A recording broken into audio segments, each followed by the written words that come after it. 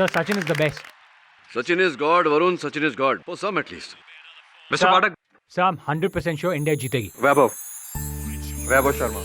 Hi. और आप हैं मिस नलिनी शंकर, यहाँ की ओनर।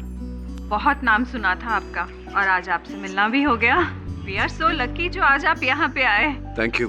नलिनी जी कल एक जेम स्टोर की ओपनिंग करने जा रही और उसी खुशी में इस कैफे में हमने एक छोटी सी पार्टी ऑर्गेनाइज की। I see. और हम सब की आपसे रिक्वेस्ट है कि अगर आप इस पार्टी में आएंगे तो हम सबको बहुत खुशी होगी। देखिए मैं वादा तो नहीं करता। I'll try. Oh no, Sachin out. Oh, अब 3 बॉल में 16 रन कैसे बनेगा यार? अब तो 100% हम हार जाएंगे. सर, मैच गया हाथ से.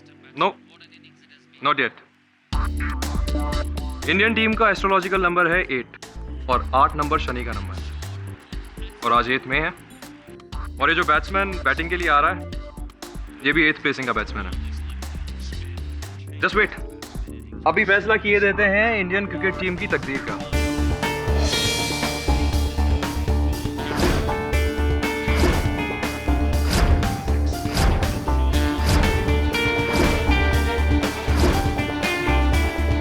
ये लीजिए, आज इंडियन क्रिकेट टीम को कोई नहीं हरा सकता।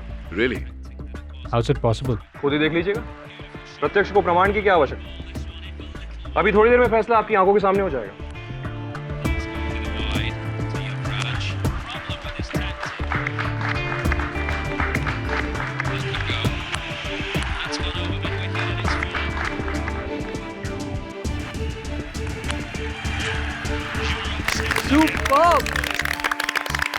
क्या बात है, सही कहा था आपने। आपने कैसे ये क्या कैलकुलेशन किया? सॉरी, मैंने आपको बताया नहीं, आई एम एन एस्ट्रोलॉजर, ज्योतिषी हूँ। Oh, I see. आपको मेरे हुनर पे कोई शक तो नहीं है ना? इसके बाद तो कोई शक नहीं रहा। मिस्टर पाठक, मैं आपको एक पर्सनल रीजन के लिए भी इस पार्टी में इनवाइट करना चाहता था। एक्चुअली कल की पार्टी में मेरी वाइफ भी आने वाली है और मुझे मेरी वाइफ से कुछ सिवियर प्रॉब्लम है जो कि मैं आपके साथ डिस्कस करना चाहता हूँ। देखिए वैभव जी, मैं क्रिमिनल लॉयर हूँ, इस प्रकार के घरेलू केसेस नहीं लेता। You must go and see. No, I completely understand mister Pathak, लेकिन फिर भी मैं चाहता हूँ कि आप एक बार आकर मेरी वाइफ से मिल लें और तो फिर आप खुद समझ जाएंगे कि मैं आपको क्यों इनवाइट करना चाहता हूँ। Please, it's just a request. Will see. I will be glad to have you there sir. Thank you. तुमने मेरे साथ चीटिंग की। तुम जानते थे कि बिना कुंडली देखे मैं किसी को अपना पार्टनर नहीं बनाती, इसीलिए तुमने रत्नाकर की झूठी कुंडली बनाकर उसे मेरे जेम स्टोर का पार्टनर बना दिया।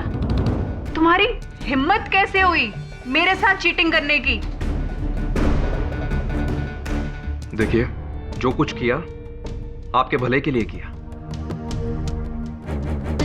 और मुझे ये भी पता है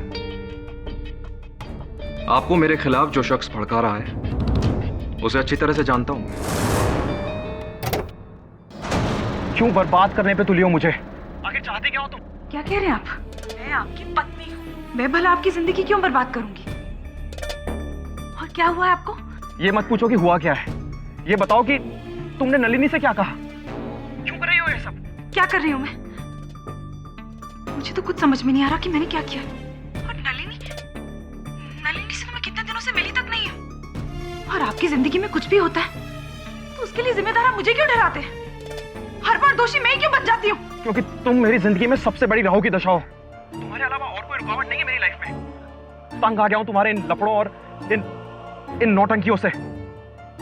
लगता है अब मुझे तुमसे अलग होने के लिए कोई लीगल रास्ता ही अपनाना पड़ेगा। ये क्या कह रहे हैं आप? ये कैसी बातें कर रहे हैं आप?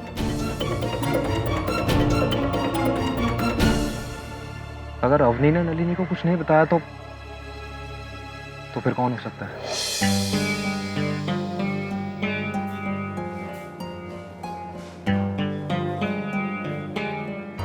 I know, Ratnakar ji, what you must be going through.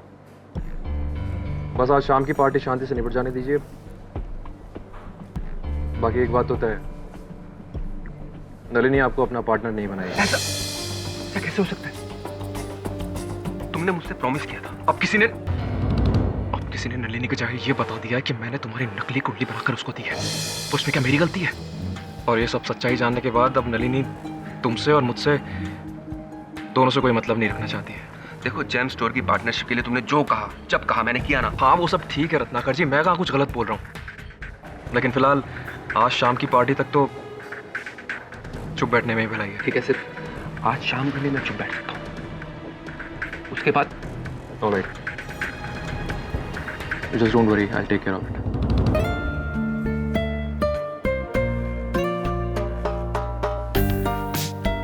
Welcome mister Pathak, आइए आइए। हमें पूरा विश्वास था कि आप इस पार्टी में जरूर आएंगे, और हमारे इस विश्वास को बनाए रखने का बहुत बहुत शुक्रिया।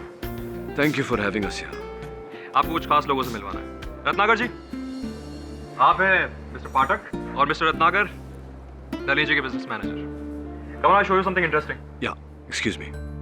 एक आविष्कार, एक अद्भुत सॉफ्टवेयर जिसमें आपका प्लेस ऑफ बर्थ और डेट ऑफ बर्थ डालने पर आपकी पूरी कुंडली, भूत, वर्तमान और भविष्य सब सामने आ जाता है। साथ ही आपकी कुंडली के चार्ट के स्कैन होने पर यह कंप्यूटर आपकी पर्सनल डिटेल्स भी बता सकता है। ये रघु है, मेरे असिस्टेंट, और इस स्टोर के टेक्निकल मैनेजर भी, और नलिनी जी से तो आप मिल ही चुके हैं। Why don't you give it a shot? Please try. Varun, please fill in your personal details. I mean your place of birth, date of birth, name. एक बार आपने अपनी पर्सनल इंफॉर्मेशन इस सॉफ्टवेयर में फिल कर दी तो ये कंप्यूटर हमेशा उसे याद रखेगा और आपको समय समय पर यह बताता रहेगा कि आपको कब कौन सा जेम पहनना है। साथ ही हमारे जेम स्टोर के जितने भी मेंबर्स हैं उनकी इसी तरह से समय समय पर हम एस्ट्रोलॉजिकल हेल्प करते रहेंगे। और हमारे कैलकुलेशन के हिसाब से इस वक्त आपको एमरल्ड यानी पन्ना पहनना चाहिए। Excuse me mister Pathak, this is my wife Avni Sharma. And Avni, mister Pathak इस शहर के सबसे फेमस लॉयर।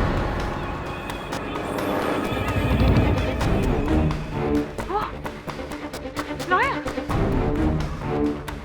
तो तुम तय कर चुके हो कि तुम मुझे डिवोर्स दे के रहोगे?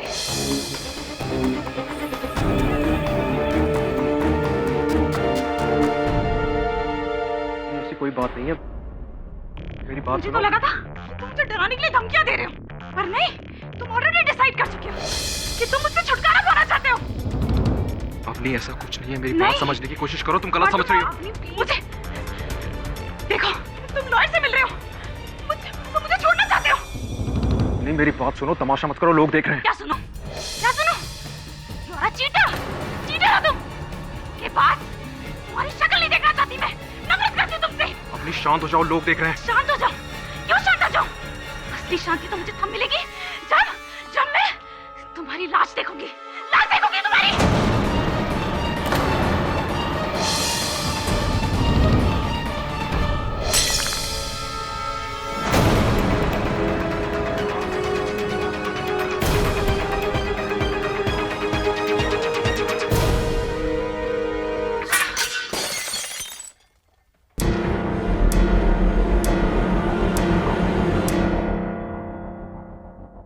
मिस्टर पाठक, अब तो आपने सारा माजरा अपनी खुद की आंखों से देखा ना कि क्यों मैं आपको अपनी पत्नी से मिलवाना चाहता था। क्योंकि मेरी खुद की कुंडली कहती है कि मेरी मौत मेरी बीवी के हाथों होगी।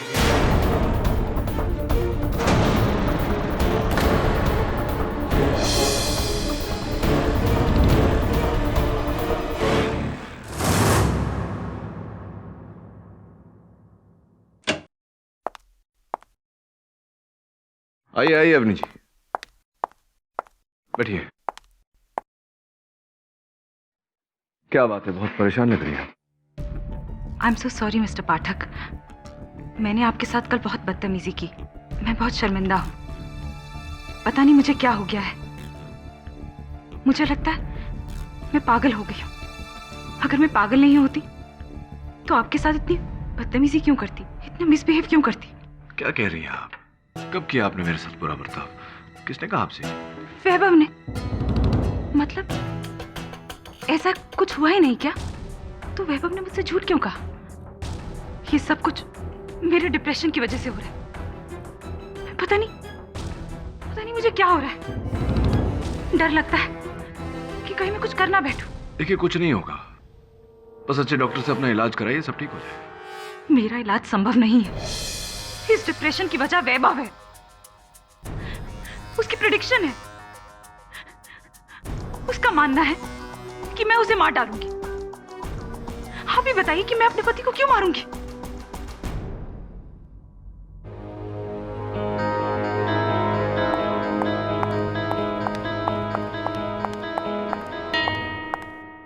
ये तो वैभव शर्मा की पत्नी थी ना? इसका पीछा कर देख कहाँ जा रही है। Right sir.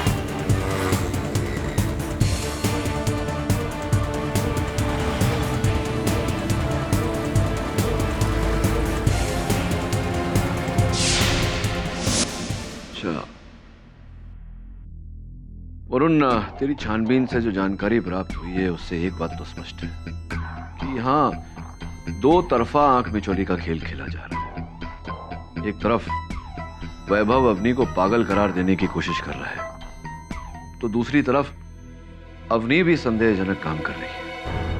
एक काम कर, वैभव को फोन लगा, मीटिंग करवा। Okay sir.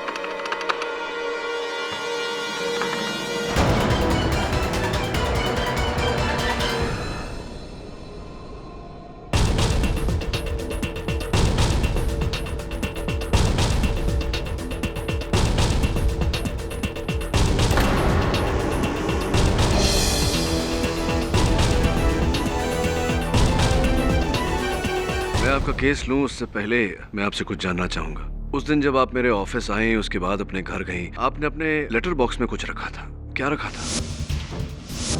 जी उसमें 10 लाख रुपए थे, वैभव को दिए थे किसी ने, और वो पैसे मुझे अपने भाई के रिहेबिलिटेशन सेंटर के लिए भेजने थे। अगर वैभव से मांग के लेती तो वो कभी वो मुझे पैसे अपने भाई तक नहीं पहुंचाने देता। उसके बाद आप संजीव नाम के किसी आदमी से मिली। Who is he? कौन है वो? संजीव को मैं काफी समय से जानती हूँ। मैं वैभव से चोरी छुपे संजीव के जरिए ही मेरे भाई तक पैसे पहुँचाती थी। उस दिन भी पैसे मैंने लेटर बॉक्स में ही रखे थे। वो लेटर बॉक्स की चाबी और एक नोट घर के बाहर गमले के नीचे रखती है। संजीव वहीं से चाबी निकालकर पैसे मेरे भाई तक पहुँचाता था। योर ऑनर, ये खून कोई सोची समझी हुई साजिश तो नहीं है, लेकिन एक खतरनाक बीमारी का भयानक नतीजा जरूर है। और इस बीमारी से मिसेस अवनी शर्मा पिछले कई सालों से जूझ रही है। इस बीमारी का नाम है डिप्रेशन। एक कॉमन सी बीमारी है योर ऑनर, लेकिन इसके साइड इफेक्ट्स बहुत ही अनकॉमन होते हैं, बहुत ही डेंजरस। कमाल की बात है, अक्सर ऐसा होता है योर ऑनर कि जो इंसान इस बीमारी से पीड़ित है, डिप्रेशन से, वो खुद अपने आप को मार देता है। लेकिन कभी कभी अपने आप को न मारते हुए वो उस इंसान को मार देता है जिसकी वजह से उसे ये डिप्रेशन की बीमारी हुई है। और मिसेस अवनी शर्मा ने कुछ ऐसा ही किया, दूसरा रास्ता अपनाया और अपने पति का कत्ल कर दिया। ये झूठ बोल रहे हैं। मैंने अपने पति को नहीं मारा। मैं तो उनके कमरे में गई भी नहीं थी। ये सब लोग मुझ पे झूठा इल्जाम लगा रहे हैं। मेरी बात का कोई यकीन क्यों नहीं कर रहा? मैंने कह दिया ना कि मैंने अपने पति को नहीं मारा तो नहीं मारा। आप लोग जबरदस्ती मेरे पे झूठा इल्जाम क्यों लगाए जा रहे हैं? मुझे क्यों ऑर्डर ऑर्डर। मुल्जिमा से शांति की अपील की जाती है। अच्छा, लेकिन इस तरह किसी पे झूठा इल्जाम लगाया जाएगा तो वो शांत रहेगा? मैं जानती हूँ कि मैं बेगुनाह हूँ। मैंने किसी का कोई खून नहीं किया। मैं जा रही हूँ यहाँ से, मैं जा रही हूँ। छोड़ो मुझे, मैंने कहा मुझे छोड़ो, मुझे जाने दो। अवनी जी प्लीज शांत हो जाइए। आपके इस व्यवहार से आप अपने आप को दुविधा में डाल देंगी, प्लीज।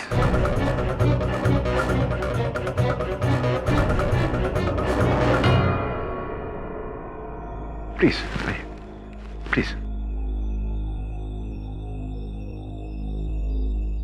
क्षमा चाहता हूं यार। Your honour, Mrs Avni Sharma के स्वरूप को, इस टेम्पर को आपके साथ साथ यहाँ पे अदालत में मौजूद सभी ने देखा। कुछ ऐसा ही महसूस किया होगा इन्होंने जब इन्होंने अपने पति का खून करने से कुछ क्षण पहले कुछ ऐसा महसूस किया होगा शायद इन्होंने। और योर ऑनर, एस्ट्रोलॉजर वैभव शर्मा, उनको कौन नहीं जानता, उनके प्रेडिक्शंस को कौन नहीं मानता। सभी जानते हैं कि एस्ट्रोलॉजर वैभव शर्मा के प्रेडिक्शंस कभी गलत आज तक साबित नहीं हुए। और उन्होंने खुद अपने लिए भविष्यवाणी की थी कि मेरा खून मेरी पत्नी के हाथों ही होगा, और वैसा ही। योर ऑनर, बड़ी हास्यमय बात कर रहे हैं जायसवाल साहब। केवल वैभव जी की भविष्यवाणी के आधार पर ये मेरे मुवक्किल को हत्यारिन प्रमाणित करना चाहते हैं। और कोई साक्ष्य, कोई सबूत है आपके पास, या बस यूं ही? इन्हें गुनहगार साबित करने के लिए मेरे पास कई सबूत है पाठक साहब। उनमें से एक तो मैं अभी आपको दिखा देता हूँ। योर ऑनर, ये वैभव शर्मा की डेड बॉडी के पास से ये शोपीस पाया गया है, और फॉरेंसिक जांच के हिसाब से इस शोपीस पर वैभव शर्मा के ब्लड पार्टिकल्स भी पाए गए हैं। और इससे साफ जाहिर होता है कि वैभव शर्मा का खून इस औरत वाली शोपीस से ही किया गया है। और जांच करने से और एक बात पता चली है योर ऑनर कि इस शोपीस पर जिसकी उंगलियों के निशान है वो और कोई नहीं, वो अवनी शर्मा ही है।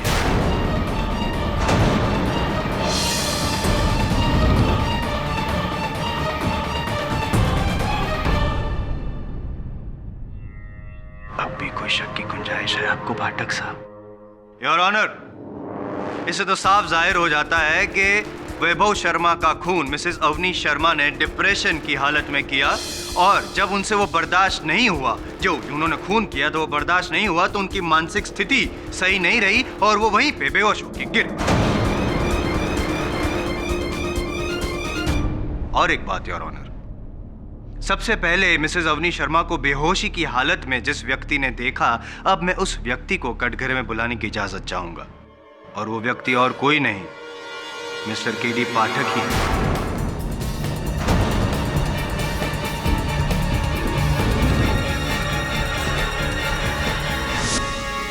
एक ही सवाल पूछूंगा, आपने पुलिस को जो बयान दिया है पाठक साहब, क्या वो सही है? जी, सत्य है। सत्य है तो लगे तो और एक सवाल पूछ ही लूं। पूछिए। अवनी शर्मा को आपने वैभव शर्मा के मृत शरीर के पास बेहोश हालत में पाया, क्या ये भी सच है? जी, ये भी सत्य है।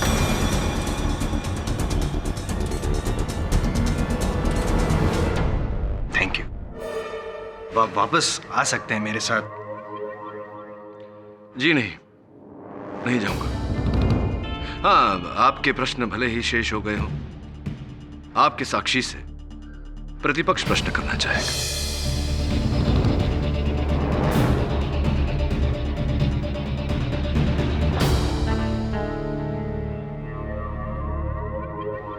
वो डिप्रेशन और आप स्ट्रेस, लगता है आपकी मानसिक स्थिति भी जायसवाल साहब, आप मेरी मानसिक स्थिति की चिंता ना करें तो बेहतर होगा आपके लिए। बौखला जाएंगे। योर ऑनर, अभियोग पक्ष मुझे प्रत्युत्तर के अधिकार से वंचित नहीं कर सकता। मैं यहां इस समय अभियोग पक्ष के साक्षी के रूप में खड़ा हूं, पर मैं अवनी जी का वकील भी हूं। प्रतिपक्ष अभियोग पक्ष के साक्षी से प्रश्न करने की अनुमति चाहता है। अनुमति है। पहला प्रश्न योर ऑनर, कि अंततः क्यों केडी पाठक वैभव शर्मा जी के घर गए थे? उत्तर, कुछ समय से मुझे लग रहा था कि वैभव शर्मा और अवनी शर्मा के बीच के रिश्ते में तनाव बना हुआ है। दोनों एक दूसरे पर मानसिक बोझ बन रहे हैं। वैभव शर्मा जी अवनी जी को पागल करार देना चाह रहे हैं।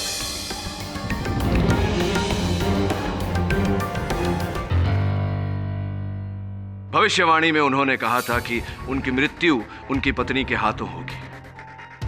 संभवतः यही कारण था योर ऑनर, अवनी जी के मानसिक ग्लानि का, इनके डिप्रेशन का, इनके अपने पति से भयभीत होने का। इस रिश्ते में अंततः क्या घटा, इस बारीकी को समझने के लिए मैं वैभव शर्मा जी के घर गया था।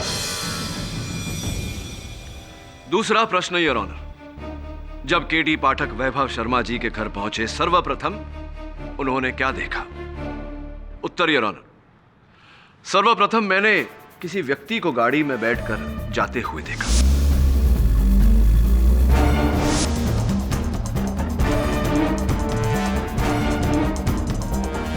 जब मैं वैभव शर्मा जी के घर के मुख्य द्वार पर पहुंचा तो मैंने अंदर लैंडलाइन फोन को बजते हुए सुना। मैंने घर के अंदर प्रवेश किया। जैसे ही वैभव शर्मा जी का मृत शरीर देखा, पुलिस को सूचित करने के लिए मैंने उस फोन का प्रयोग करना चाहा योर ऑनर। फिर पाया कि उस फोन का तार काट दिया गया था, जिसका अर्थ मेरे दोस्त ये होता है कि हत्यारा पूरे समय उस कमरे में उपस्थित था। मेरी उपस्थिति में उसने टेलीफोन का तार काटा, किंतु योर ऑनर खोजने पर मुझे वहां कोई नहीं मिला। बहुत ही विचित्र बात है। योर ऑनर, विचित्र बात भी है और ऑब्जेक्शनेबल भी।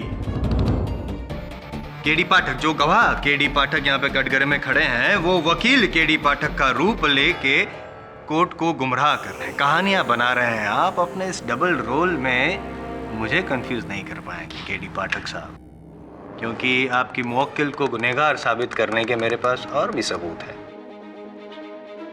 योर ऑनर, मैं जेम स्टोर की मालकिन मिसेस नलिनी शर्मा को कटघरे में बुलाने की इजाजत चाहूंगा, अगर आप जगह खाली करें तो।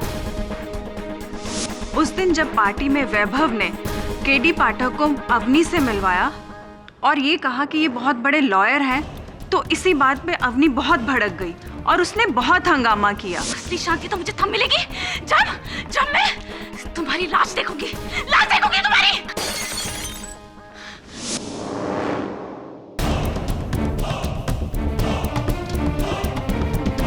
बल्कि योर ऑनर सिर्फ देखी ही नहीं वैभव की लाश, लेकिन मिसेस अवनी शर्मा ने खुद वैभव को एक लाश में बदल दिया।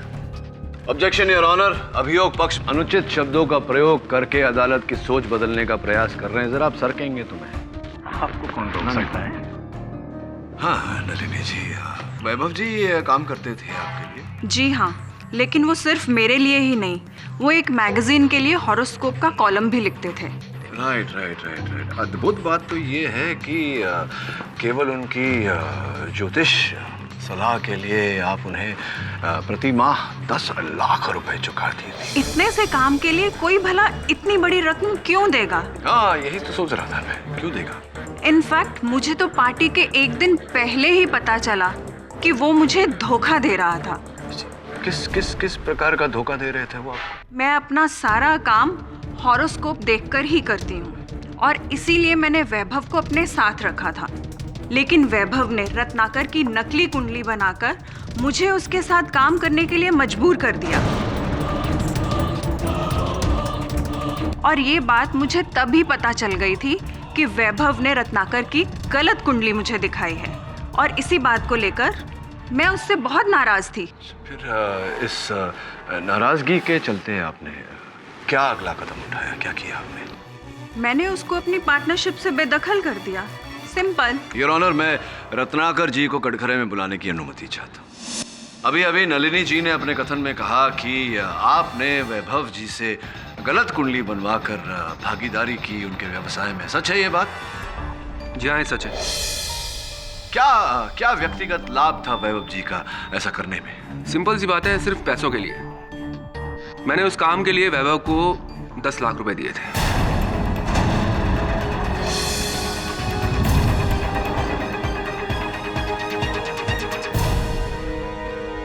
आपने झूठी कुंडली बनवाकर झूठ बोलकर किसी के व्यवसाय में भागीदारी की और इसका आपके मन में कोई मलाल नहीं। मलाल किस बात का इसमें?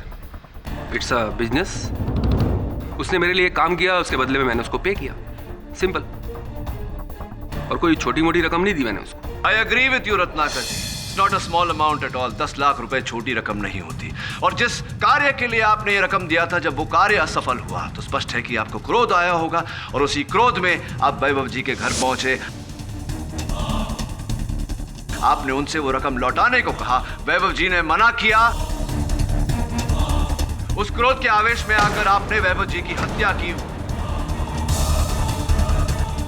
उनके घर से निकलने के समय आपके पांव से फूलदान को ठोकर लगी। फूलदान के नीचे आपको चिट्ठी और एक चाबी मिली, जिस चाबी से आपने अवनी शर्मा जी का लेटर बॉक्स खोला, 10 लाख रुपए उसमें से निकाले और फरार हो गए।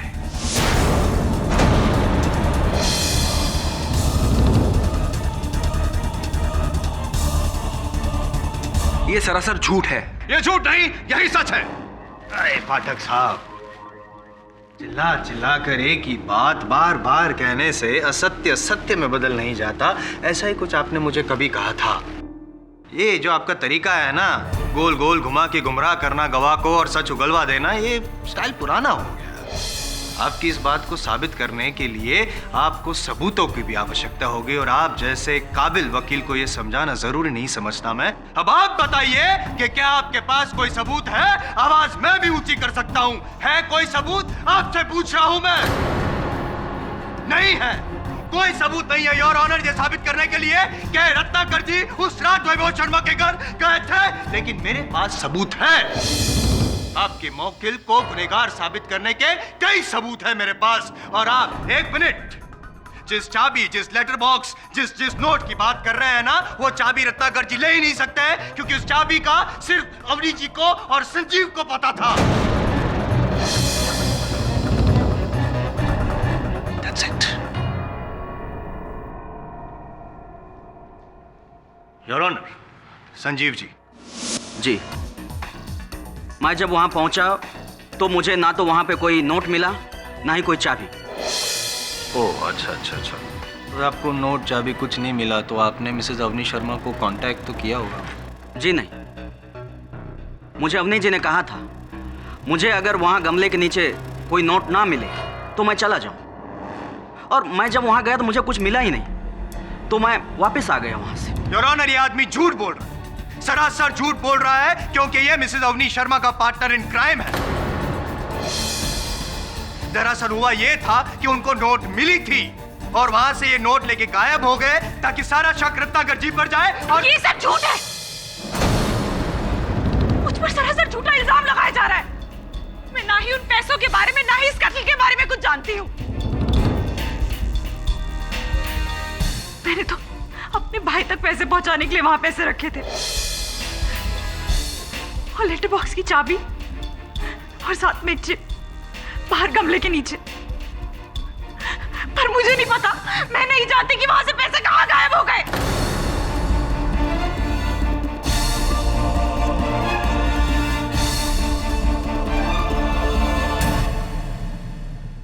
जज साहब, मैंने कुछ नहीं किया, मुझे फंसाया जा रहा है। मैंने कुछ नहीं किया, मैं बेगुनाह हूं, मैंने कुछ नहीं किया।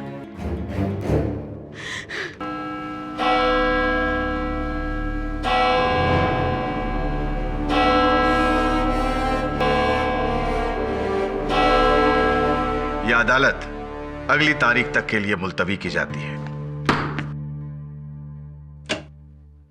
Hi sir. सर, एक काम की न्यूज़ है। पुलिस को वैभव की टेबल से कुछ कुंडलियां मिली, जिन्हें वो उस रात स्टडी कर रहा था। ये रही उसकी जेरॉक्स कॉपीज।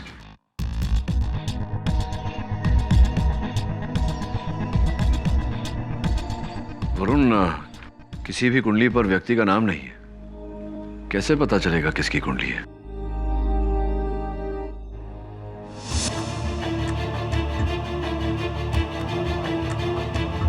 उस पार्टी के दिन वैभव कह रहा था कि पार्टी में उपस्थित हर अतिथि की कुंडली उसके कंप्यूटर सॉफ्टवेयर में दर्ज है। जी हाँ, इस कंप्यूटर में सबकी कुंडलियां हैं और सबके डिटेल्स हैं। अच्छा, तो क्या चेक करके बता सकते हैं कि किनकी कुंडलियां हैं? जी बिल्कुल।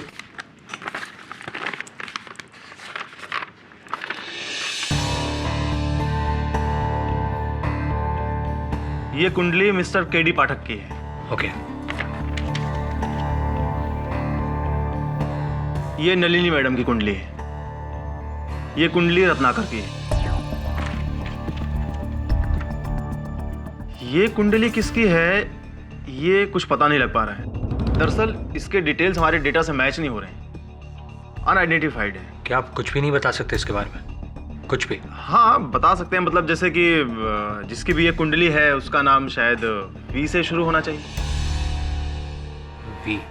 नलिनी जी मेरे उलझन का निवारण कीजिए। ये जो बताइए कि रत्नाकर की झूठी कुंडली मिलने के बाद जब आपका वैभव शर्मा के साथ कोई सरोकार ही नहीं रहा तो फिर उस रात आप उसके घर क्यों गई थी? नहीं, मैं उससे मिलने नहीं गई थी, पर हाँ मैंने उससे फ़ोन ज़रूर किया था कि मैं उससे मिलने आ रही हूँ, लेकिन मैं उससे मिलने नहीं गई थी।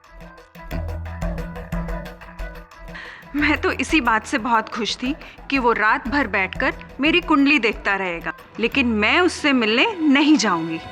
पेचीदगी है आपकी बातों में। ये क्या तात्पर्य है आपके कहने का इस बात का कि आप मिलने नहीं जाएंगी उन्हें, वो रात भर बैठ के आपकी कुंडली पढ़ता रहेगा? क्या ये उसकी आदत थी। जो भी उससे मिलने आने वाला होता था उससे पहले वो उसकी कुंडली देखता था।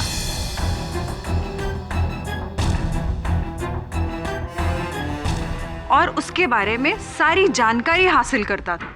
कर रहा था योर ऑनर, यानी कि मर चुके हैं ये तो साबित हो चुका है, और जो इंसान मर चुका है उसकी हॉबीज के बारे में जानकारी हासिल करके पाठक साहब अदालत का वक्त बर्बाद कर रहे हैं, ऐसा मुझे लग रहा है। क्यों?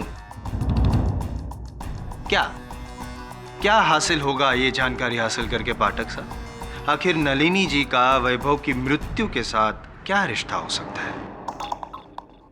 योर ऑनर, नलिनी जी का वैभव जी की मृत्यु के साथ रिश्ता हो न हो, उस चौथे व्यक्ति का इस हत्या के साथ रिश्ता अवश्य है। उस रात को वैभव शर्मा की मेज पर 4 कुंडलियां थी, एक मेरी, एक नलिनी जी की, रत्नाकर जी की और चौथी कुंडली किसी गुमनाम व्यक्ति की। उस गुमनाम व्यक्ति को मैं कटघरे में बुलाऊं उससे पहले रत्नाकर जी को बुला के उनसे जरा बातचीत करने की अनुमति चाहता हूं। रत्नाकर जी, नलिनी जी ने अपने कथन में कहा कि वैभव शर्मा जी जब व्यावसायिक रूप से किसी की प्रतीक्षा कर रहे होते तो उस व्यक्ति की कुंडली निकालकर पढ़ लिया करते थे। उस रात उनके मेज पर 4 कुंडलियां थी, जिनमें से एक आपकी थी रत्नाकर जी। जी हाँ, मैं उस रात उसके पास जाने तो वाला था लेकिन नहीं जा पाया। अच्छा, आप भी जाने वाले थे किंतु गए नहीं। पिछली सुनवाई में अभियोग पक्ष महोदय बड़ा गला फाड़ फाड़ कर सबूत मांग रहे थे।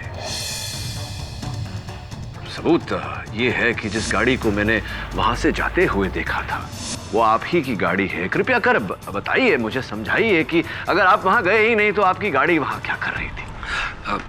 देखिए, मैं वैभव से मिलने गया था, लेकिन जब मैं वहां पहुंचा तो मैंने देखा कि वैभव की डेड बॉडी वहां पड़ी है। ऐसे में मैं घबरा गया।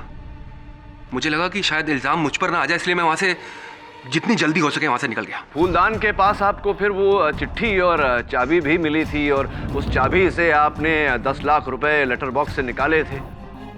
सबूत है इसका मेरे पास। उस लेटर बॉक्स पर आपकी उंगलियों के निशान मिले हैं।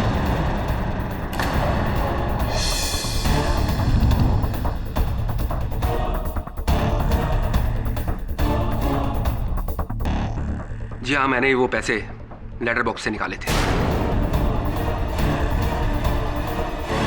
वो मेरे पैसे थे, मैंने ले लिए तो क्या गलती की बताइए आप? क्या 10 लाख रुपयों के लिए किसी की हत्या करना गलत नहीं लगता आपको? नहीं नहीं, मैंने वैभव को नहीं मारा। देखिए, मैं आपकी सारी बातें मानने को तैयार हूं। यह भी मानने को तैयार हूं कि मैंने यहां बात बात पर झूठ बोला,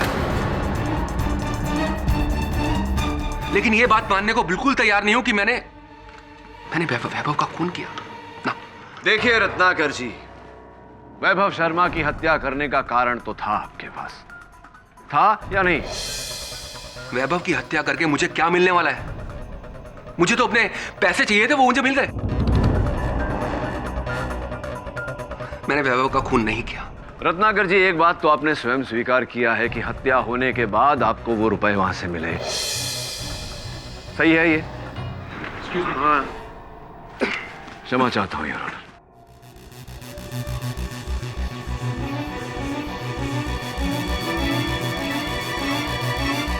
योर ऑनर, इस केस में ये बात कई बार कही जा चुकी है। वैभव शर्मा जी की विशेष आदत, जिस व्यक्ति से उनका व्यावसायिक संपर्क होने वाला होता था, उस व्यक्ति की कुंडली निकालकर वो मेज पर रखकर पढ़ते थे।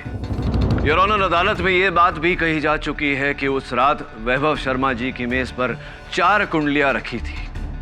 एक मेरी, दूसरी नलिनी जी की, तीसरी रत्नाकर जी की और चौथी किसी गुमनाम व्यक्ति की। अब वैभव शर्मा जी तो रहे नहीं कि हमें बताएं कि वो चौथी कुंडली किसकी थी। मैं उनके सहायक रघु को कटघरे में बुलाकर ये इस बात की पुष्टि करना चाहूंगा। रघु जी, वो जब मेरे सहायक वरुण आपके स्टोर के कंप्यूटर पर ये 4 कुंडलियां मैच करवा रहे थे, तो 3 कुंडलियों की तो जानकारी मिल गई थी, मेरी, नलिनी जी की और रत्नाकर जी की। चौथी जो है उसकी जानकारी नहीं मिल पाई थी। दरअसल 3 कुंडलियों का रिकॉर्ड हमारे पास था, चौथे का नहीं था। चौथे का रिकॉर्ड आपके पास नहीं था, किंतु उसी कुंडली को नलिनी जी के कंप्यूटर पर जब हमने मैच करवाया तो उसके बारे में कुछ जानकारी प्राप्त हुई है हमें। जन्म दिनांक 9/12/1973, जन्म स्थान लखनऊ, जन्म का समय 2:35। क्या कहा था आपने मेरे सहायक वरुण से कि जिस व्यक्ति की ये कुंडली है उसका नाम व से शुरू होना चाहिए? जी। तो ये सब जानकारी पाकर अब क्या विचार उठ रहा है आपके मन में? किसकी हो सकती है ये कुंडली? कौन हो सकता है वो व्यक्ति जिसका नाम व से शुरू होता है? बड़ी दिलचस्प बात है कि ये सारी जानकारी आपकी है। आप 9/12/1973 को पैदा हुए थे लखनऊ में 2:35 पर। मिस्टर विजय रघु प्रसाद।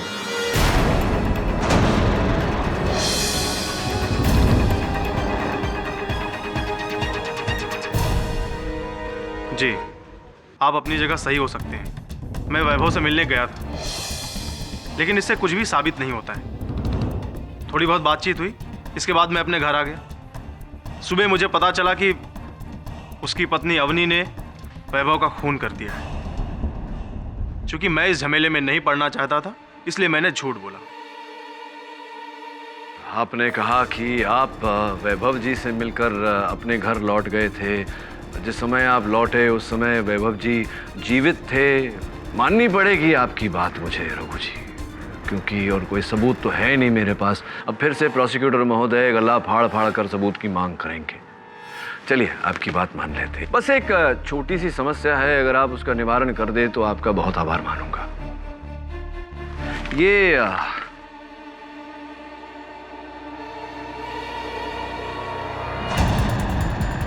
कमीज जिस पर यहाँ देख रहे हैं आप, किसी के लहू का अवशेष है, और इसकी फोरेंसिक्स ने जांच की तो पता लगा कि ये वैभव शर्मा जी का लहू है। और ये कमीज जो है, ये मेरे सहायक वरुण ने आपके घर से प्राप्त की। आपकी कमीज है, आपका लॉन्ड्री वाला भी यही कहता है।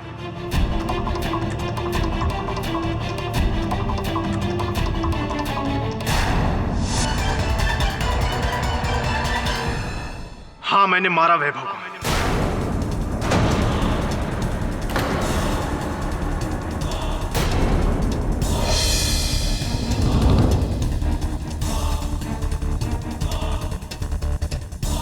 सब कुछ मैंने किया, सॉफ्टवेयर मैंने बनाया, और वैभव का असिस्टेंट होने की वजह से सारा क्रेडिट ले जाता था वैभव।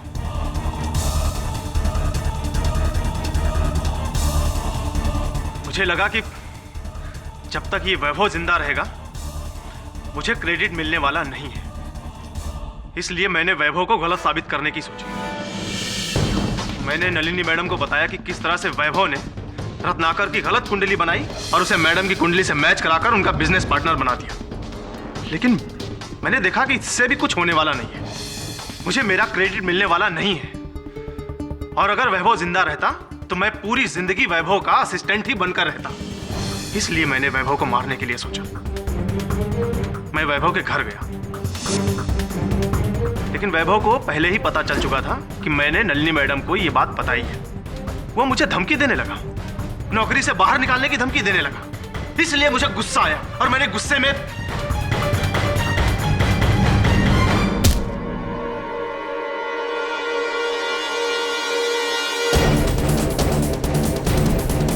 और वो वहीं पर मर गया।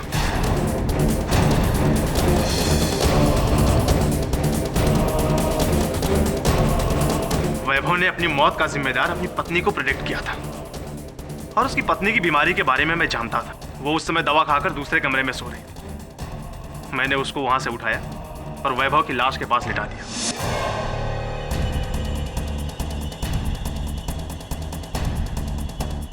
और उसकी उंगलियों के निशान मैंने ही इस मूर्ति पर लगाए।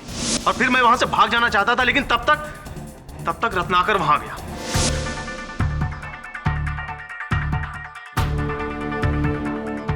रत्नाकर के जाने के बाद मैं निकलना ही चाहता था, तब तक फोन की घंटी बजने लगी और दरवाजे पर आहट।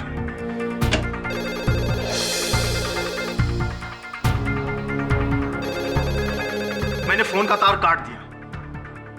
इसके बाद मैंने देखा कि केडी पाठक अंदर आए और फिर मौका पाते ही मैं भाग निकला। सॉफ्टवेयर से निकलकर बहुत हार्डवेयर में जाना पड़ेगा आपको। कारागार में रखो जी। The defence rest. तमाम गवाहों और सबूतों को मद्देनजर रखते हुए यह अदालत अवनी शर्मा को बाइज्जत बरी करती है और वैभव शर्मा के कत्ल के जुर्म में रघु प्रसाद पर मुकदमा चलाने का हुक्म देती है। The case is closed.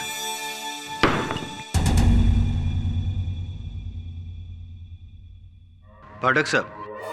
जी जायसवाल साहब। आप हर बार हर केस जीत क्यों जाते हैं, पता है आपको? नहीं, बताइए। क्योंकि आपका जो बृहस्पति है ना, वो बहुत स्ट्रांग है। वो वैभव शर्मा ने जो आपकी कुंडली बनाई थी, प्रेडिक्शंस जो आपके बारे में किए थे, वो मैंने देखे। ओह ऐसे। अब वैभव जी ने आपकी कुंडली तो नहीं पढ़ी, लेकिन मुझे ऐसा लगता है जायसवाल साहब के इस समय आपके शनि और मंगल दोनों आप पर भारी चल रहे हैं।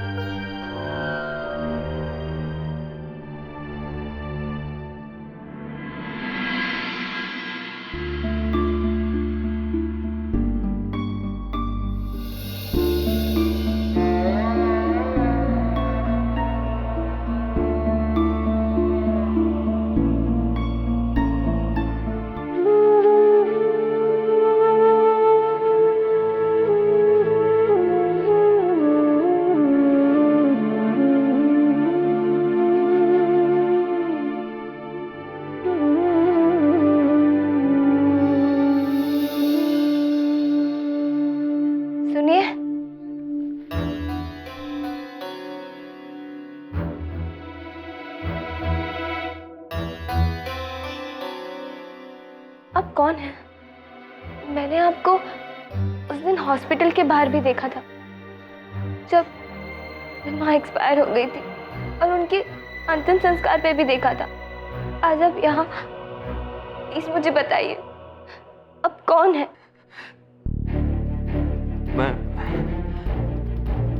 मैं तुम्हारा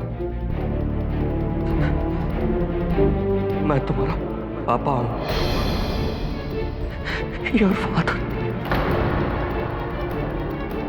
पापा? आप मेरे पापा हैं? पापा?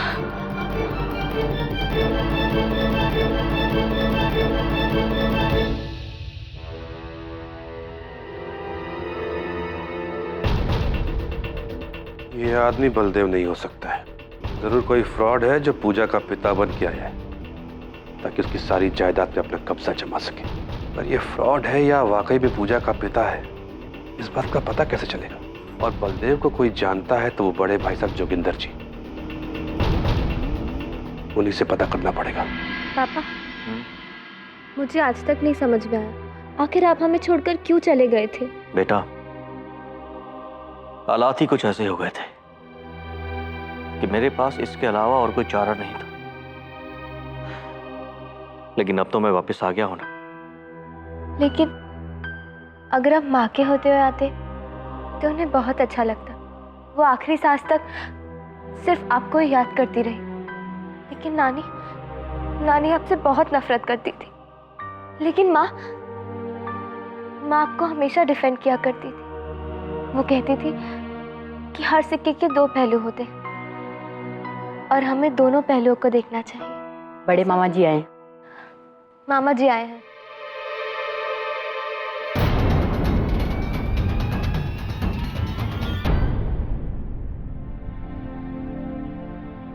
नमस्ते मामा जी।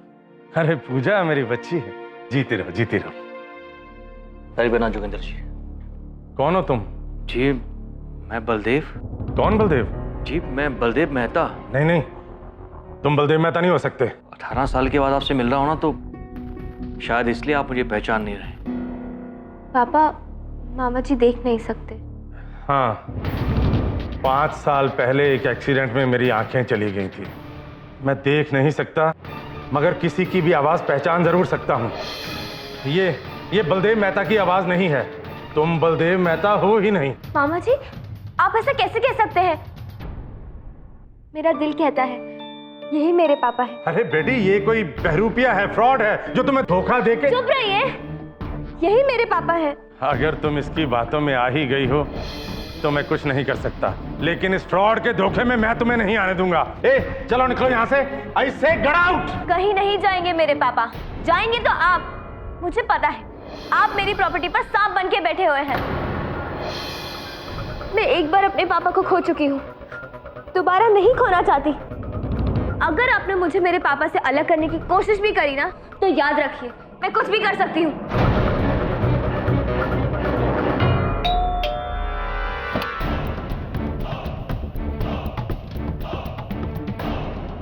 मिस्टर बलदेव मेहता।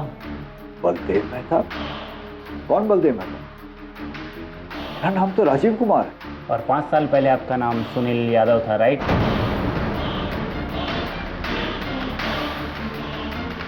कौन हो? मैं कौन हूँ ये जानने से ज़्यादा ज़रूरी आपके लिए ये है कि आप कौन हैं। अगर आप अभी ये कहना चाहते हैं कि आप बलदेव मेहता नहीं हैं, तो फिर क्या आप इन्हें भी नहीं जानते?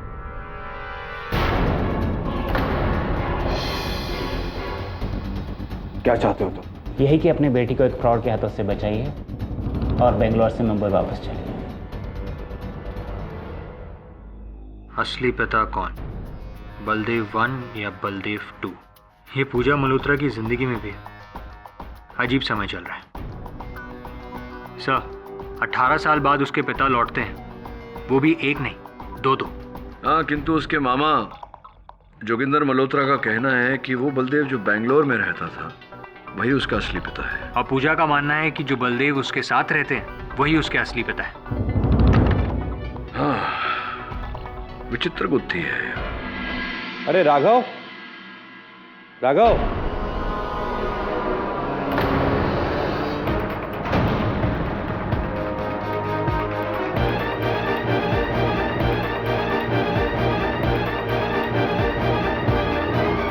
भाई साहब,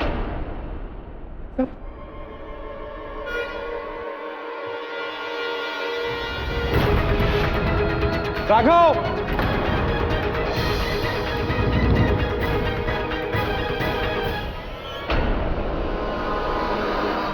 हेलो। हाँ इंस्पेक्टर साहब। अच्छा राजवीर जी, आपको इनकी हत्या के बारे में कैसे पता चला? जी मैं यहाँ 7 बजे तक पहुँच गया था। अपने ऑफिस से सीधा मैं यहीं आया भाई साहब से ज़रूरी बात करनी थी, लेकिन यहाँ आकर के देखा कि उन्हें किसी ने मार दिया। किसी पर शक? बलदेव मेहता। जब भाई साहब ने दोनों बलदेव मेहता के डीएनए टेस्ट करवाए तो वो बलदेव मेहता इस बात से डरा हुआ था कि कहीं उसकी असलियत सामने ना आ जाए, घबराया हुआ था वो। बलदेव मेहता? जी। घर में कोई है?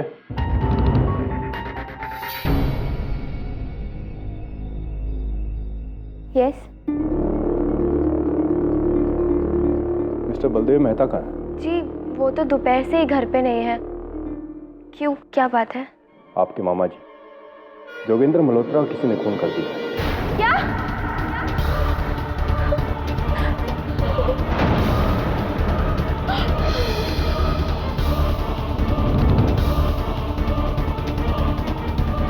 आप आज शाम 6 से 7 के बीच कहाँ थी?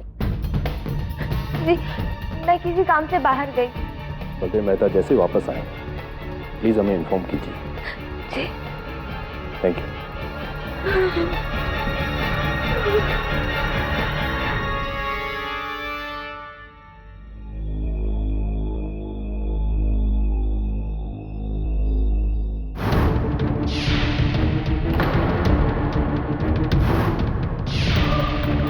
पूजा को बुलाकर लाओ।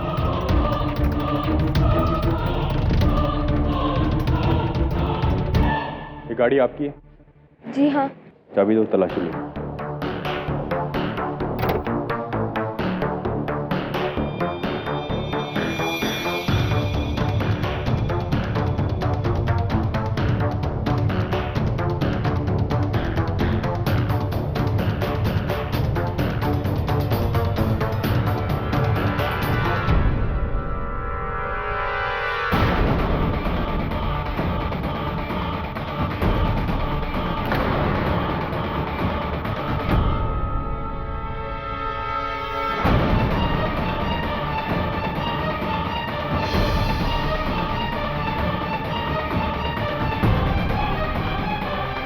बलदेव मेहता जी, आजकल आपकी तस्वीर समेत अखबार में बड़ी खबर भी छप रही है। फिर तो आपने आज का न्यूज़पेपर भी पढ़ा होगा। जी। जोगिंदर मल्होत्रा के कत्ल के इल्जाम में पुलिस ने पूजा को अरेस्ट किया। भला वो अपने ही मामा जी का कत्ल क्यों करेगी? केडी साहब, मैं आपसे हाथ जोड़कर रिक्वेस्ट करता हूँ, प्लीज पूजा को बचा लीजिए। पूजा को बचाने का एक ही रास्ता है। अदालत में आपको स्पष्ट रूप से सच सच बताना पड़ेगा कि उसका असल पिता कौन है। मैं सब कुछ सच सच बताऊंगा, कुछ भी झूठ नहीं बोलूंगा अदालत के सामने। बस आप पूजा के ऊपर लगे हुए इस इल्जाम से उसे बचा लीजिए, प्लीज। ठीक है, पूरी कोशिश करूंगा। Your honour, Pooja Malhotra industries की होने वाली मैनेजिंग डायरेक्टर। इनकी जिंदगी में एक अजीब मोड़ आया योर ऑनर, जब इनकी माताजी कावेरी देवी के देहांत पर 18 साल बाद इनके तथाकथित पिताजी का आगमन हुआ। वो वापस आए। अब पूजा मल्होत्रा ने बिना सोचे समझे इमोशनल हो गए इनके पिताजी को एक्सेप्ट कर लिया, यानी कि बलदेव मेहता को एक्सेप्ट कर लिया। Natural reaction. लेकिन एक नेचुरल रिएक्शन और आया। इनके जो लीगल गार्डियन थे जोगिंदर मल्होत्रा, वो ये बलदेव मेहता को एक्सेप्ट नहीं कर पाए, क्योंकि उनके हिसाब से ये जो Baldev Mehta, your honour sorry मैं डिस्टर्ब कर रहा हूँ बीच में, इस केस में 2 बलदेव मेहता हैं और इस कोर्ट में भी मौजूद है, तो कंफ्यूजन कम करने के लिए मैं बलदेव 1 और बलदेव 2 यूं संबोधित करूंगा। हाँ, तो ये जो जोगिंदर मल्होत्रा थे, उनके हिसाब से बलदेव 1 वो फ्रॉड था,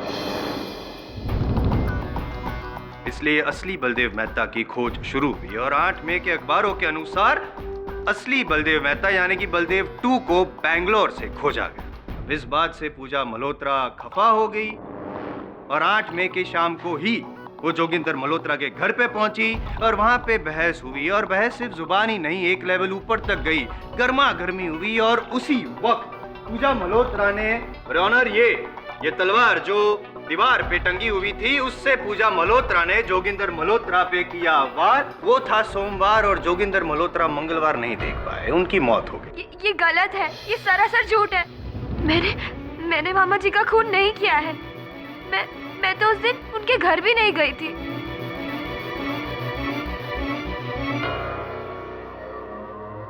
आप झूठ बोल रही हैं, ये आपको पता है? मुझे पता है। छोड़िए, क्या आप ये बात जानती थी, आपको पता था कि आपके मामा जी जोगिंदर मल्होत्रा जी उस बलदेव मेहता को फ्रॉड मानते थे? आप इस बात से भी नाराज थी कि आपके मामा जी ने बलदेव नंबर 1 और बलदेव नंबर 2 दोनों का DNA टेस्ट करवाया? हाँ, मैं मानती हूँ, कि मैं इन सब चीजों की वजह से उनसे नाराज जरूर थी, पर इसका मतलब ये नहीं है कि मैंने उनका खून किया है। तो फिर ऐसा कैसे हो गया कि आपकी गाड़ी की डिक्की में वो तलवार वो वहाँ पे कैसे बरामद होगी? मुझे इसके बारे में कुछ भी नहीं मालूम है। योर ऑनर, सच क्या है झूठ क्या है ये साबित करने के लिए मैं इंस्पेक्टर दवे को कटघरे में बुलाने की इजाजत चाहूँ। योर ऑनर, 8 मई की शाम करीब 7 बजे राजवीर मल्होत्रा ने फोन करके हमें जोगेंद्र मल्होत्रा के मर्डर की खबर दी। मैं अपनी टीम के साथ जोगेंद्र मल्होत्रा के बैंड्रा वाले बंगले पर पहुंचा। वहां हमें उनकी लाश मिली। खून शोपीस की एक तलवार से हुआ है। पोस्टमार्टम की रिपोर्ट के अनुसार हत्या का समय 6:15 से 6:45 के बीच का है। जिसके बाद राजवीर के शक के आधार पर हम बलदेव मेहता से पूछताछ करने पहुंचे, जो पूजा के साथ रहते थे। वो तो वहां नहीं मिले, लेकिन पूजा की कार की डिक्की से हमें ये तलवार बरामद हुई। इंस्पेक्टर दवे, कृपया कर अदालत को बताइए कि इस तलवार पर, इस हत्या शस्त्र पर क्या किसी की उंगलियों के निशान मिले हैं, विशेषकर पूजा के? जी नहीं, इस तलवार पर किसी की उंगलियों के निशान नहीं। तो फिर किस आधार पर हम ये कह रहे हैं कि पूजा ने इस तलवार से जोगिंदर जी की हत्या की? पहला तो ये कि पूजा की कार की डिक्की से ये तलवार बरामद हुई, और दूसरा जोगिंदर जी के घर पर पूजा की उंगलियों के निशान मिले हैं। पाठक साहब जी, पूजा मल्होत्रा का ये बयान कि वो जोगिंदर मल्होत्रा के घर पे गई नहीं थी, वो तो सरासर झूठ निकला। अब 8 तारीख को वो शाम को जोगिंदर मल्होत्रा के घर पे गई थी और पूरी प्लानिंग के साथ गई थी। ये साबित करने के लिए योर ऑनर मैं बुलाना चाहूंगा अपना अगला गवाह, जोगिंदर मल्होत्रा का डोमेस्टिक हेल्प राघव जी। लगभग 6 बजे पूजा मैडम आई और आते ही इन्होंने मुझे अपने घर भेज दिया, यह कहते हुए कि वो मामा जी के लिए हापुस आम लेकर आने वाली थी और वो भूल गई। उन्होंने बोला कि तुम जाओ और वो आम लेकर आ जाओ, तो मैं वहां से चला गया। फिर क्या हुआ? रात को 10 बजे मैं वापस आया तो पता चला कि किसी ने साहब का। ये झूठ बोल रहा है, मैंने ऐसा कुछ भी नहीं किया है। मैं तो मामा जी के घर गए भी नहीं थी। अरे जायसवाल साहब, ये आम खाते हैं आप? आमतौर पर तो खाता हूँ, टिफिन लाया हूँ, आज भी खाएंगे आप? नहीं नहीं, मैं आम रस निकालना चाहता हूँ, आपकी अनुमति हो तो जरा निचोड़ूं। हाँ तो राघव जी, आपके कथन के अनुसार राघव जी, आपने कहा कि पूजा जी वहाँ आई और आते ही उन्होंने आपको अपने घर जाने कहा, वहाँ से आम लाने कहा। जहाँ तक मेरी जानकारी है, पूजा जी का घर जोगिंदर जी के घर से आधे घंटे की दूरी पर है और आपको पूरे 4 घंटे लग गए जाकर आने में। इतना समय क्यों लगा? जी वो, मैं पूजा मैडम के घर पहुंचा तो वहाँ कोई नहीं था। मैंने सोचा नौकरानी आसपास कहीं गई होगी, परंतु काफी देर तक इंतजार करने के बाद भी नहीं आई, तो मैं वापस आ गया और सब रास्ते में कुछ काम था, वहाँ समय लग गया। चलिए मान लेते हैं आपकी ये बात। ये बताइए कि पूजा जी के अतिरिक्त उस शाम वहाँ और कौन आया था? बलदेव मेहता आए थे। कौन से वाले बलदेव मेहता? यहाँ तो 2 हैं। वो आए थे, करीब 5:30 बजे आए थे और 6 बजे से पहले ही चले गए। मैं 7 तारीख की शाम को बेंगलोर से मुंबई आया और मुझे वहाँ पता चल गया था कि कोई बहरूपिया मेरी जगह लेकर मेरी मासूम पूजा को धोखा दे रहा है। इसलिए मैं सीधा जोगिंदर जी से मिलने उनके घर चला गया। लगता है आप अपनी बेटी से प्यार नहीं करते, तभी तो इतने वर्षों पश्चात लौटने के बाद अपनी बेटी से मिलने के बजाय आप सीधा वहाँ जोगिंदर जी के पास चले गए। नहीं वकील साहब, ऐसी कोई बात नहीं है। वही तो थे जो मुझे पहचानते थे और उन्होंने अपने आदमी की मदद से मुझे बुलवाया। तो फिर क्या हुआ? मुझे नहीं मालूम था कि जोगिंदर जी अपनी आंखें खो चुके हैं, लेकिन इसके बावजूद भी उन्होंने मेरी आवाज़ से मुझे पहचान लिया। उन्होंने मुझे बताया कि मेरी बेटी इस बहरूपिये को अपना पिता मान चुकी है। उन्होंने मुझे DNA टेस्ट की बात की और मुझसे रिक्वेस्ट की कि मैं अपनी बेटी पूजा को समझाऊं। मैं इससे मिलने भी गया था, लेकिन इसने मुझे एक्सेप्ट करने से मना कर दिया। वहां पर यह बहरूपिया भी था। मैं तो सिर्फ अपनी मासूम बच्ची को बचाना चाहता था, इसलिए मैं दूसरे दिन जोगिंदर जी से मिलने उनके घर गया था।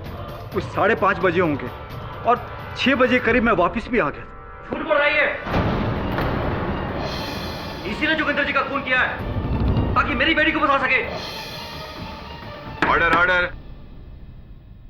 योर ऑनर, अगर वो बलदेव मेहता जिसे पूजा मल्होत्रा अपना पिता मानती है वो चिल्ला चिल्ला कर ये साबित करना चाहते हैं कि वही असली बलदेव मेहता है, तो मैं ये कहना चाहूंगा कि इस तरह से वो झूठ को सच में नहीं बदल पाएंगे। वकील साहब, मैं यहाँ पर सिर्फ और सिर्फ अपनी बेटी के लिए आया हूँ। मुझे यहाँ पर किसी को कुछ भी साबित नहीं करना है, और साबित करने की जरूरत उनको होती जिनके मन में कोई चोर होता, या फिर बात कुछ और होती है। बताइए मिस्टर बलदेव नंबर 1, अब तब क्यों आए जब आपको पता था कि आपकी पहचान कराने वाला कोई है ही नहीं, सिर्फ एक जोगिंदर मल्होत्रा ही है जो बेचारे आंखों से लाचार हैं, सॉरी थे। बताइए बताइए, जवाब दीजिए, जवाब दीजिए मिस्टर बलदेव नंबर 1। नहीं, मैं बताता हूं।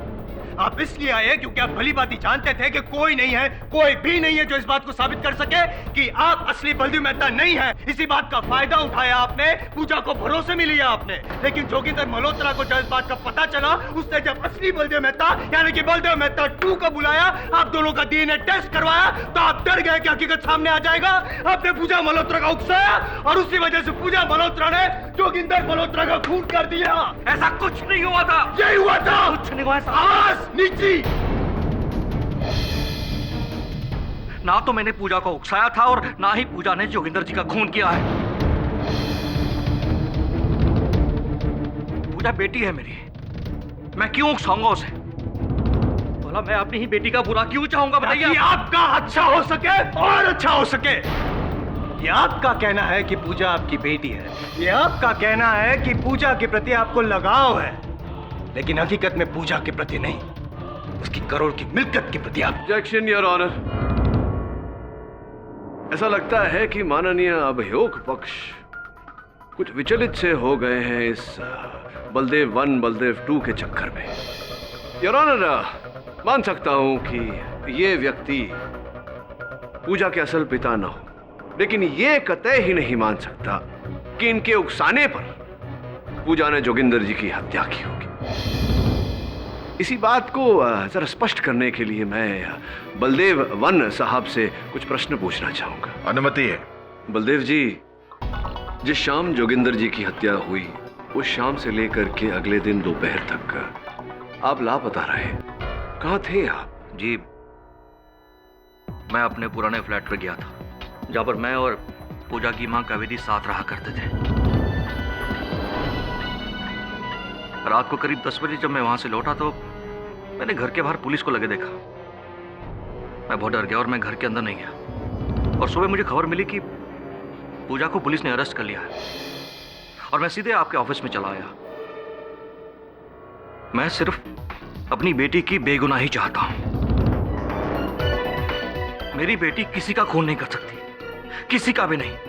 ना ही मुझे किसी की जायदाद का कोई लालच है, और ना ही मुझे किसी के पैसे से कोई लेना देना। एक्सक्यूज मी मिस्टर जैसवाल साहब,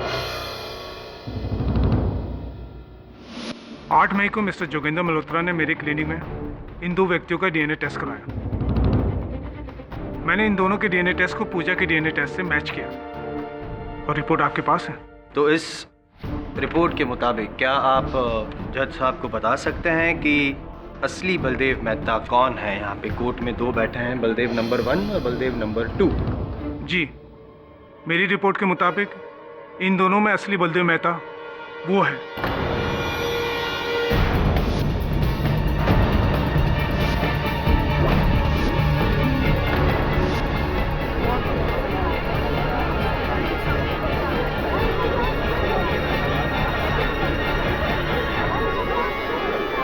ऑर्डर ऑर्डर, साइलेंस प्लीज। यानी कि बलदेव नंबर 2।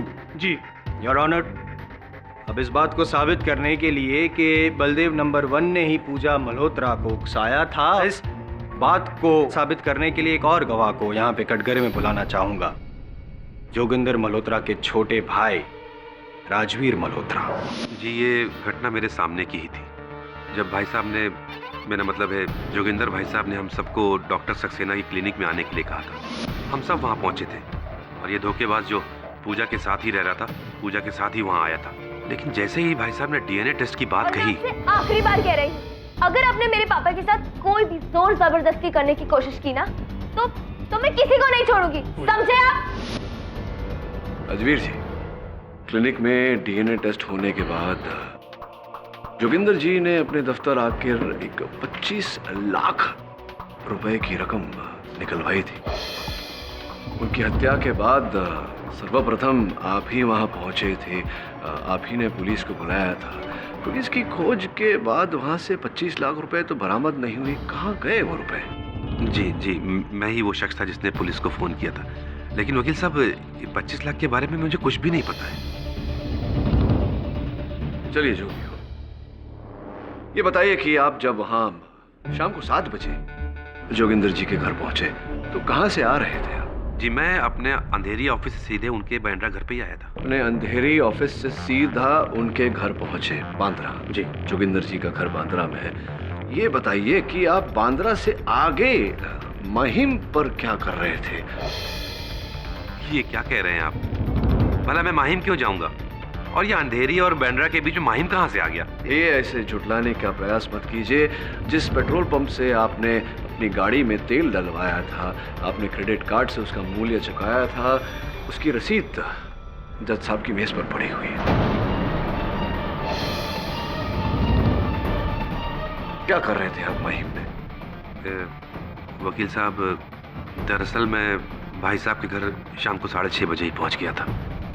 लेकिन जैसे मैं वहां पहुंचा तो मैंने देखा एक कार वहां से बाहर जा रही है। अब कार कौन चला रहा था ये मैं नहीं देख सका। फिर मुझे थोड़ा डाउट सा हुआ और मैंने कार का पीछा किया। बांद्रा से आगे माहिम के पास मैंने जाके देखा कि वो कार पूजा चला रही थी।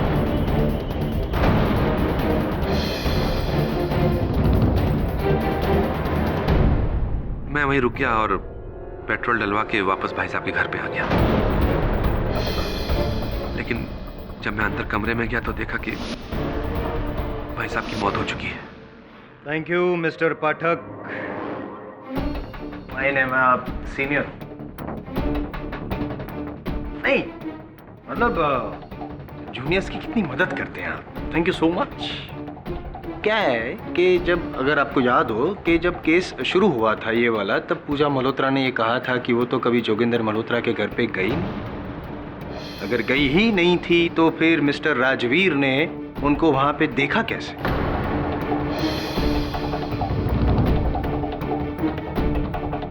तो बताइए पूजा जी, क्या अब भी आप यही कहेंगी कि उस रोज आप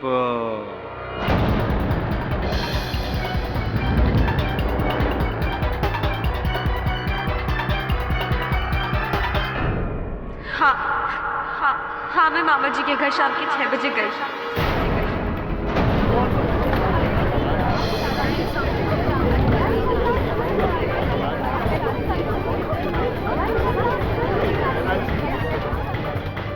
ये सारा सर झूठ है सर। मैं जब मामा जी के घर गई थी तब उनका नौकर राघव वहीं था। मैंने उसे कहीं नहीं भेजा। तुमने पहले झूठ क्यों बोला था कि तुम वहां गई ही नहीं थी? I am sorry sir. वो क्या है ना कि जब मेरे घर पे पुलिस आई थी और मेरी कार से उन्हें खून से सनी हुई तलवार मिली थी, मैं बहुत डर गई थी। पूजा, अदालत में ये साबित हो चुका है कि असल बलदेव मेहता वही है जिसकी पहचान जोगिंदर मल्होत्रा ने की थी। तुम्हें क्या लगता है? सर, मेरा दिल कहता है कि जो मेरे साथ रहते हैं वही मेरे पापा हैं।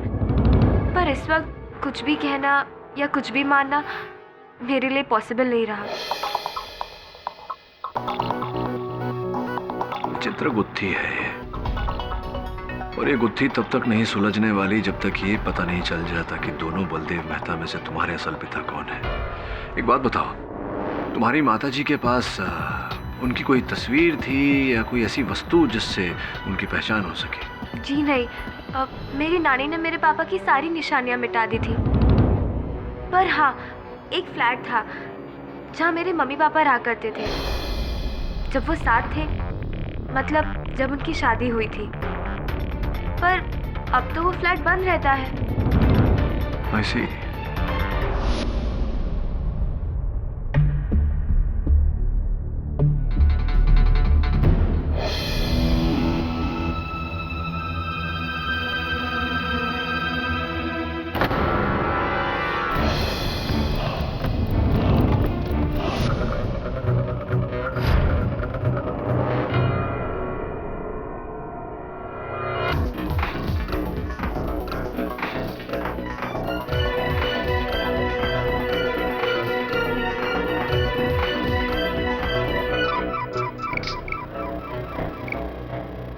हाँ वरुण बोल।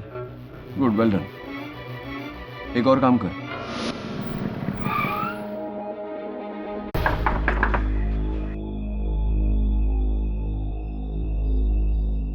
जी कहिए। मुझे राघव से मिलना है, वो है क्या? जी नहीं, वो तो नहीं है। वो तो बलदेव साहब के पास गए हैं। आजकल वो उन्हीं के लिए काम कर रहे हैं ना। Thank you. बलदेव जी क्षमा कीजिएगा, न चाहते हुए भी आपसे एक निजी प्रश्न करना पड़ रहा है। 18 वर्ष पूर्व ऐसा क्या हुआ था जिसके कारण आपको अपने परिवार, अपनी धर्मपत्नी, अपनी 1 साल की छोटी बेटी को छोड़कर जाना पड़ा था?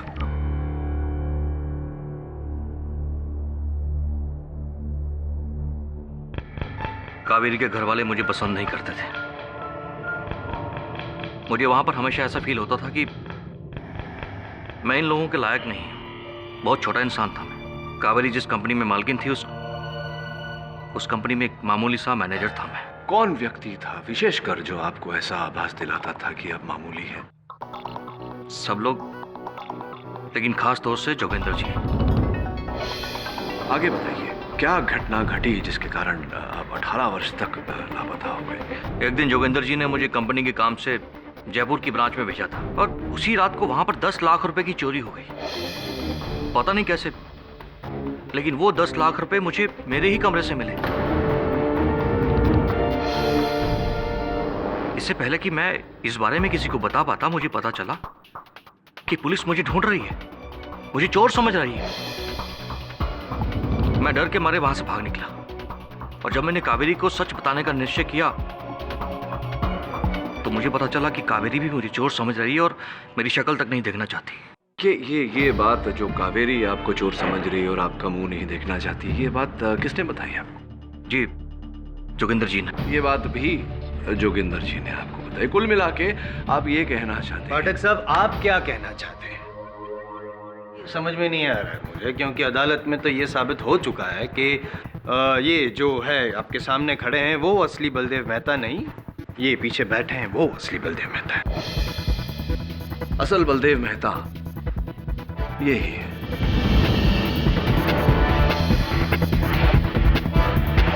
यानी कि योर ऑनर, माननीय बचाव पक्ष महोदय अब डीएनए रिपोर्ट्स को भी झुठला रहे हैं। डीएनए रिपोर्ट पर भी चर्चा होगी मेरे दोस्त धीरज सर। बलदेव जी, कृपया कर अदालत को बताइए कि इस पुस्तक को जानते हैं आप, पहचानते हैं? जी हाँ, अच्छी तरह से। ये किताब मैंने कावेरी को दी थी। इस पर मैंने विद लव के साथ साथ अपना नाम भी लिखा था। Your honour, with love and due respect to mister Pathak, मैं ये कहना चाहूंगा कि वे अदालत का टाइम वेस्ट कर रहे हैं। छोड़िए ना ये सब लव रोमांस वगैरह की बातें, सीधे सीधे जल्दी बता दीजिए ना कि क्या आप साबित क्या करना चाहते हैं? जैसी आपकी आज्ञा जायसवाल साहब। योर ऑनर, मैं केवल इतना साबित करना चाहता हूं कि ये जो व्यक्ति कटघरे में इस समय खड़े हैं ये ही असल बलदेव मेहता है। ये पुस्तक इन्होंने अपनी पत्नी कावेरी को भेंट के रूप में दी थी और इस पर जो इनकी लिखावट है उसकी जांच और उसकी पुष्टि हैंडराइटिंग एक्सपर्ट्स कर चुके हैं। रिपोर्ट आपके मेज पर है। और जरा घूमिए ना। यह व्यक्ति जिसे आप इतने जोशो खरोश से बलदेव मेहता कह रहे हैं, वास्तविकता में इनका नाम विजय विश्वकर्मा है।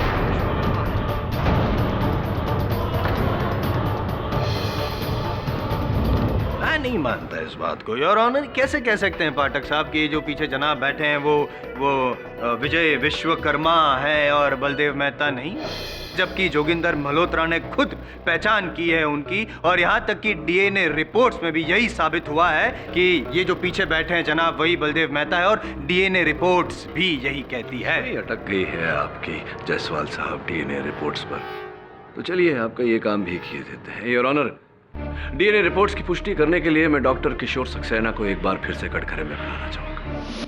योर ऑनर, पुलिस ने डॉक्टर सक्सेना के लॉकर से 10 लाख रुपए नकद बरामद किए। उन नोटों पर जो सीरियल नंबर्स हैं वो उस रकम के नोटों के सीरियल नंबर से मेल खाते हैं जो रकम जोगिंदर जी ने अपने कंपनी से निकाले थे, 25 लाख रुपए। इससे तो स्पष्ट होता है डॉक्टर साहब की जोगिंदर जी ने ही आपको 10 लाख रुपए दिए थे। जी, ये 10 लाख रुपए मुझे खुद जोगिंदर मल्होत्रा जी ने दी थे। आश्चर्यजनक बात है कि डीएनए टेस्टिंग के लिए इतनी बड़ी रकम 10 लाख रुपए की। जी नहीं, ये 10 लाख रुपए मुझे डीएनए टेस्ट के लिए नहीं, बल्कि इसलिए दिए थे कि उस आदमी के पक्ष में मैं रिपोर्ट प्रेजेंट कर सकूं।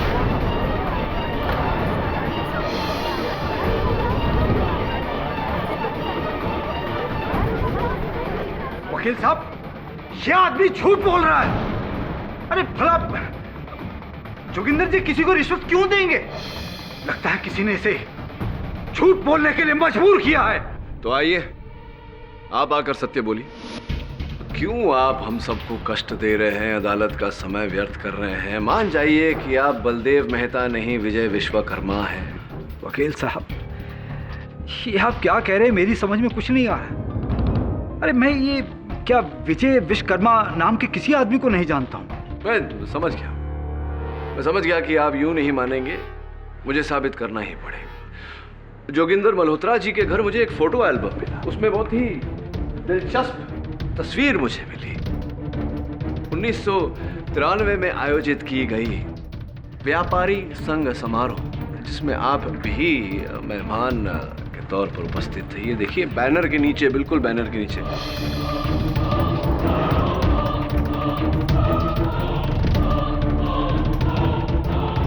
आप ही है ना? नहीं। योर ऑनर, मैं चाहता हूं कि आप गौर से इस तस्वीर को देखें। 1993 का व्यापारी संघ समारोह, बैनर के नीचे मिस्टर विजय विश्वकर्मा खड़े हैं। तो क्या मिस्टर पाठक, वो खड़े थे तो क्या इससे ये साबित होता है कि ये बलदेव मेहता नहीं है?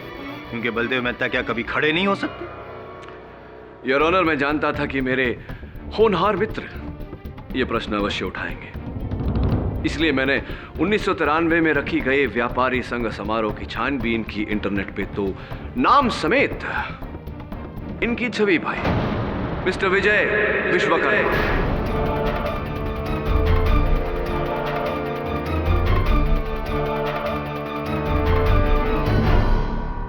जोगिंदर जी जानते थे कि आप बलदेव मेहता नहीं, विजय विश्वकर्मा हैं, क्योंकि उन्होंने ही आपको विजय विश्वकर्मा से बलदेव मेहता बनाया और बनाए रखने के लिए 10 लाख रुपए की घूस डॉक्टर सक्सेना को दी, आपकी नकली डीएनए रिपोर्ट बनाने के लिए। क्या ये सही है या सही है? देखिए वकील साहब, ये आप मुझ पर गलत इल्जाम लगा रहे हैं। बड़े ढीठ किस्म के आदमी हैं आप। चलिए कोई बात नहीं।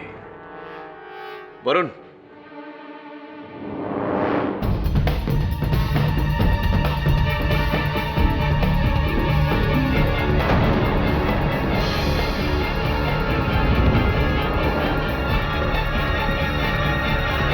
इन महिला को तो जानते होंगे आप, पहचानते होंगे ना? मैं सच कह रहा हूं वकील साहब, मैं इन महिला को नहीं पहचानता। बड़ी दुख की बात है कि इन्होंने आपको पहचानने से इनकार कर दिया। कुछ कहना चाहेंगी आप? ये इंसान मुझे क्यों पहचानेगा, जो चंद पैसों के लालच की वजह से 18 साल पहले मुझे छोड़कर चला गया था।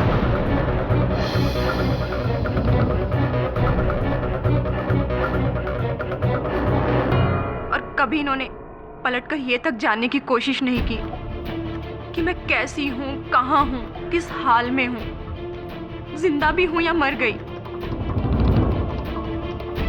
तो ये देखिए हमारे शादी के कुछ फोटोग्राफ्स। क्या ये इंसान इन्हें भी झुठला देगा?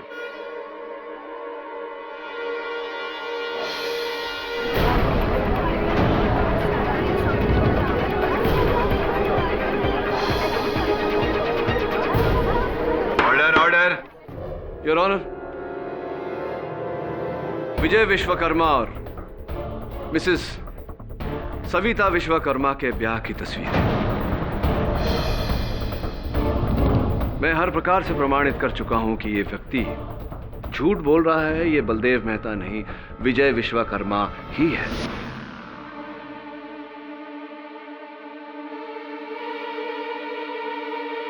हाँ, ये सच है कि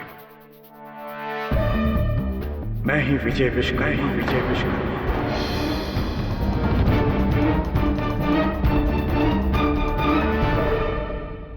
मेरी मुलाकात योगेंद्र जी से 1993 के ऑल इंडिया व्यापार संघ की समारोह में हुई थी। फिर उन्होंने मुझे अपने पास बुला लिया था, लेकिन वहां पर उनकी छोटी बहन मौसेरी बहन, जिसके नाम पर करोड़ों की संपत्ति थी, वो अपने किसी मैनेजर से प्यार करने लगी थी।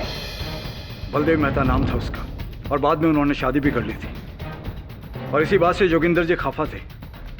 वो चाहते थे किसी भी तरह से बलदेव मेहता को किसी चोरी के इल्जाम में फंसाकर वो अपनी बहन से दूर करना चाहते थे।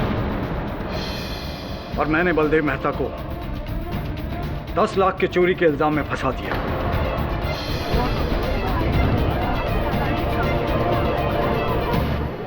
जोगिंदर जी ने बलदेव मेहता से कहा कि उनकी बहन को उसकी चोरी का पता चल गया है और वो भी उन्हें चोर समझती है, और वो सारी जिंदगी उसका मुंह नहीं देखना चाहती। बस इसी बीच बलदेव मेहता वहां से चला गया। ये बताइए, जोगिंदर जी तो स्वयं आपको लेकर आए थे। इस जाल में उन्होंने स्वयं आपको शामिल किया था, और आपको बलदेव मेहता साबित करने के लिए उन्होंने ही प्रयास किया था। यहाँ तक कि 10 लाख रुपए की रिश्वत देकर आपके समर्थन में उन्होंने वो जाली डीएनए रिपोर्ट भी बनाया। आपने उनकी हत्या क्यों कर दी? वकील साहब, ये आप क्या कह रहे हैं? अरे मैं जोगिंदर जी का खून क्यों करूंगा? और राघव ने तो आपको बता दिया कि मैं तो हाँ, याद है मुझे, याद है मिस्टर विश्वकर्मा। फोरेंसिक्स की रिपोर्ट याद है मुझे, जो कहती है कि हत्या 6:15 और 7 के बीच में हुई। और राघव का कहना कि आप 6 बजे वहां से चले गए थे। सिर्फ ये बताइए कि जोगिंदर जी के स्वर्ग सिधारने के बाद राघव को क्या लालच मिली कि वो आपके साथ काम करने लगा? वकील साहब, ये आप क्या कह रहे हैं? मैं तो राघव को जानता तक नहीं हूँ। मैं जिंदगी में पहली बार उससे योगिंदर जी के घर पर ही मिला था। फिर झूठ विश्वकर्मा जी। सत्य तो ये है कि राघव इस षड्यंत्र में आपका भागीदार था, आपका अभियुक्त था, और 2 लाख रुपयों के लिए उसने आपका इस जुर्म में साथ दिया। ये आप झूठ कह रहे हैं। आप मुझे फंसाने की कोशिश कर रहे हैं। मैं क्या फंसाऊंगा आपको विश्वकर्मा जी, आप तो स्वयं फंस चुके हैं, क्योंकि आपके राघव ने, आपके अभियुक्त ने पुलिस को अपना बयान दिया, जिसमें उसने अपना जुर्म कबूल किया है और आपका नाम भी लिया है। इंस्पेक्टर दवे, आइए।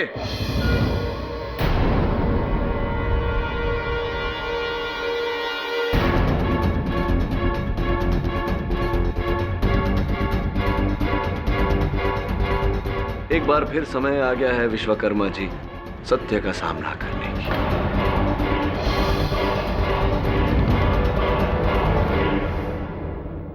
साथ नहीं दे रहा था वो, इस्तेमाल कर रहा था वो मेरा। हाँ, मुझे पैसे दे रहा था, लेकिन कितने?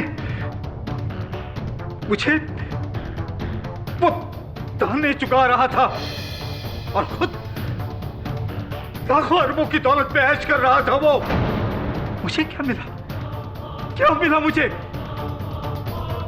नाम बदलकर सारे शहरों में भटकना,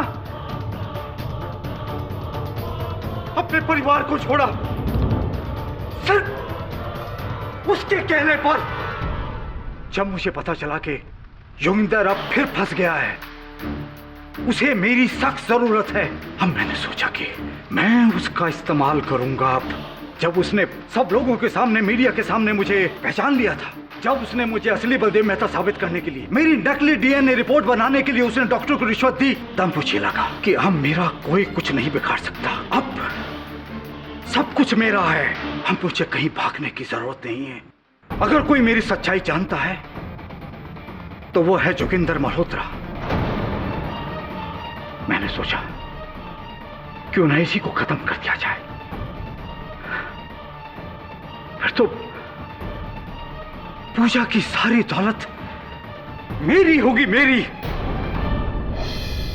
मैंने पूजा के जाने के बाद राजवीर को उसके पीछे जाते हुए देखा। तब मैं जोगिंदर मल्होत्रा के घर पे गया।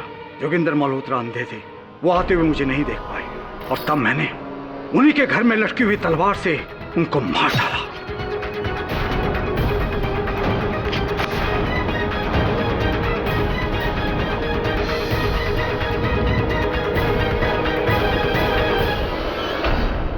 और उसके सेफ से बचे हुए 15 लाख रुपए भी मैंने निकाल लिए।